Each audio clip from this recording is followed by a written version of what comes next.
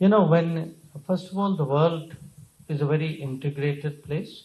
It's not like you do politics, economics, energy, technology separately. It comes often seamlessly and as a package. So it's very hard to necessarily pick. I mean, obviously there are some countries have greater priorities. But again, think back today. If we are, the fifth and, fourth, third largest economy in the world, I put it to you the other way around. Which part would you not engage the world? Which domain is it which is not globalized anymore, where you can feel that I can handle it only at home? I would suggest to you none. That every part today of what we do, every dimension, every facet of our activities somewhere has some kind of global external dimension. Look, again, the key part, the whole concept of Vishwa Bandhu, it is not, it's not rocket science. The whole idea is how can a country maximize its friends and minimize its problems. It doesn't happen by itself. It just doesn't also happen only by being nice. It will happen if you are prepared to do more. If people remember you as standing up at that moment of a problem or a crisis. Or if you say, okay, I'm sort of trying to find a way out of a difficult situation. So Vishwa Bandhu is not a passive concept. It requires actually to be credible. You can have no enemies and be irrelevant. If you are relevant, there will be, of course, there will be some problems accompanying it.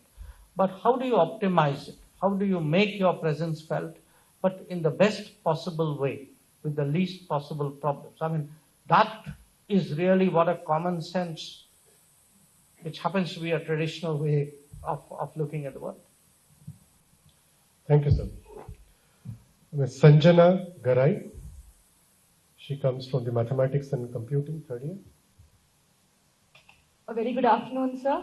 It's an honor to win this opportunity. My question is, strategic partnerships are often perceived as alignments rather than friendships. How can India, while upholding Vishwa Bandhu, navigate geopolitical sensitivities in technology and promote cooperation without compromising strategic interests, given global superpowers' competitive stance? You see, in our case, there are two sides to it. One is our history and one is our size.